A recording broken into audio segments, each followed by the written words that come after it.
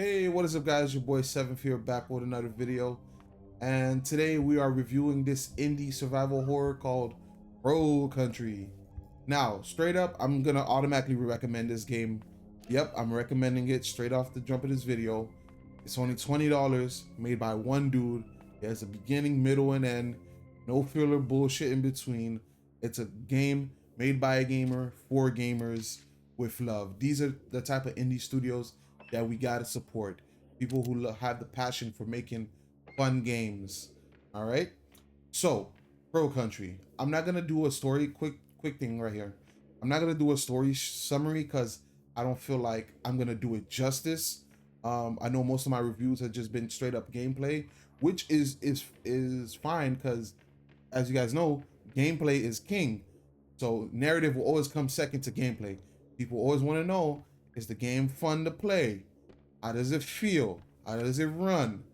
It's always going to be gameplay first before narrative. So, but later on in the future, I'm going to try to do integrate a story recap into my reviews for certain games. But I know that is going to take time, and I'm gonna have to really write a script and read from a script because I can't really go off the cuff and do a story summary because I feel like I won't do it justice and I'll probably mess up somewhere along the lines. So we're just gonna be focusing on gameplay for Crow Country. Let's start off with the one negative, because there's literally only one negative I have with this game, and that is the map system. So as you're playing the survival horror game, you're at a theme park, by the way. The theme park is called Crow Country, and at this theme park you find a map, and the map system it's a hit or miss. Because the main reason is why whenever you in a room, it shows that you're just in the middle of the room. You could be off to the side corner, you could be at the edge of the room, left, right, up, down, wherever, but the map will always show you as you being in the middle of the room, which I just find that just kind of annoying and a little iffy, because you know the newer Resident Evil games that we have, I know I'm kind of being spoiled, but the map system has gotten a whole lot better. Um, they did copy the Resident Evil map system where if you have an item or an objective located in that room, it will highlight that room with a red circle, so you know you have to do something in there. So that is a good thing about the map system. Especially when you unlock the treasure map, it shows that where certain treasures are, certain puzzles you have to do to unlock certain treasures. But just that being in the middle of the map, your icon now moving, it kind of threw me off. After a while, I got the hang of it. I didn't really need it because, you know, this is a survival horror game, so you're gonna be backtracking a lot to these rooms. I did get used to it, but yeah, that's just my only gripe with the map system, and I think that's the only issue I have with this game. This game is not really that long, and it's nice, short and sweet, and replayable. It does take, again, inspiration from the older Resident Evil games and Silent Hill games. And yeah, so the things I like about this game, weapon variety. You get your standard pistol, you get your Magnum, you get your shotgun, just like in Resident Evil. You do get to upgrade them. If you find these special mushroom dudes, you get some type of upgrade for your weapons, the laser sight, things like that. Clip capacity. So there's an upgrade system. I love that about games. What else? There's upgradables. I know I just said that but that was for the weapons, but you do get personal upgradables. For me, I unlocked the running shoes.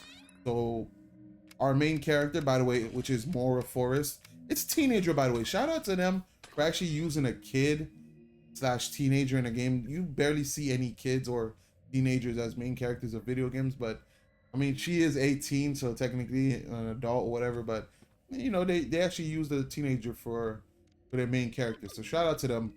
So again, back to what I was saying, you get the upgraded sneakers. That's what I got. There was a lot of things that I missed but I'm going back to play for. The puzzles. Let's talk about the puzzles, because you know that's one of the staples in survival horror. Are the puzzles good? Fuck yeah, they're good. They're so good that some of them are real hard that I haven't figured out. One of them that's sticking with me is the train the train room. If you played this game and if you've been to the train room, you know exactly what I'm talking about. For the life of me, I could not figure it out even after reading all my notes. And that's another thing. I like reading the notes in this game. I like reading the notes in any survival horror game. I know I said I don't like reading notes in my previous video when I was talking about First Descendant, but that's a looter shooter action game. I don't give a fuck about reading that, bro. I just want to play the game. But for survival horror, that's built in the genre.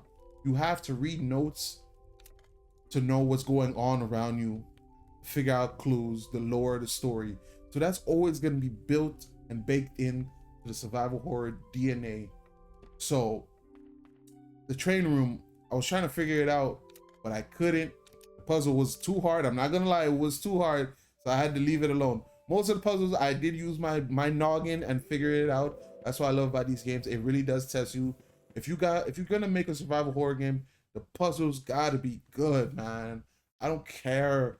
The puzzles gotta be good. You gotta try to make it somewhat challenging, you know, for the player base. Another game that did have challenging puzzles was Tormented Souls. Oh my god, I can't wait for part 2. But yeah, anyway, back to Crow Country. So puzzles were good. Enemy variety, there was a lot of enemies, and I'm not gonna lie to you, for a retro style game, it did put a little I did play with my headphones on, so it did put a little fear in me, a little shiver, you know, with certain monsters or demons, as you would call them. But to be honest, they were just infected people that got turned. So yeah, so the monster variety is good, weapon variety, there's unlockables, the puzzles are good, and the whole atmosphere. There is no voice acting, but shit, like I said, reading is fundamental when it comes to survival horror games. So I did read all the dialogue that was going on between each characters. So I did like that. I did like the combat. I wouldn't say it's, I forgot. No, the combat is okay. The controls were a little weird. How you had to fire with R1, reload with I know most games reloading with square, but you had to reload with circle. You had to shoot with no, you had to aim with R1, shoot with X, reload with circle. And that was weird. You can change the controls up to what you want, but I found that weird, but it was no big deal. But yeah, so to be honest, that's pretty much it. It is a short game. Nothing really that's like out there, I wouldn't say. It's just a nice, sweet survival horror game for 20 bucks. And I recommend it. The ending was satisfying. It kind of leads up to more, I would say, if they were to do a sequel, but who knows? I don't know how well this game did, but I know I supported this, gave my money, and that's what we should all do for games like these. People who make games for fun, for gamers, you know, with passion. Don't just give your money to anybody. I know I'm recommending this, and I put my life onto this, that this is a good game that needs to be played by people. But yeah, I think that's all I really have to say based on gameplay wise. If you were into this type of game, the camera angle is a fixed camera angle.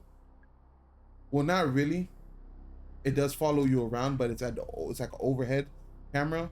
So that's pretty new. It's like modern style. I do like that.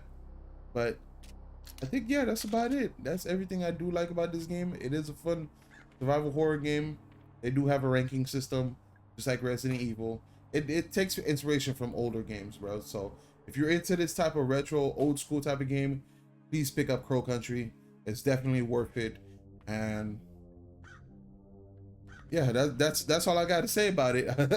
I don't want to drag this on for too long, and I'm gonna get better in time with my reviews. But yeah, that's pretty much it. Go out and support. Shout out to SFB Games. You guys did an amazing job. Even though it's one man, you did an amazing job, sir. I applaud you. Keep pumping out more stuff like this. and I'll see you guys next time. Peace. When you get mad, you say trust God, yelling you should come down from there. You should get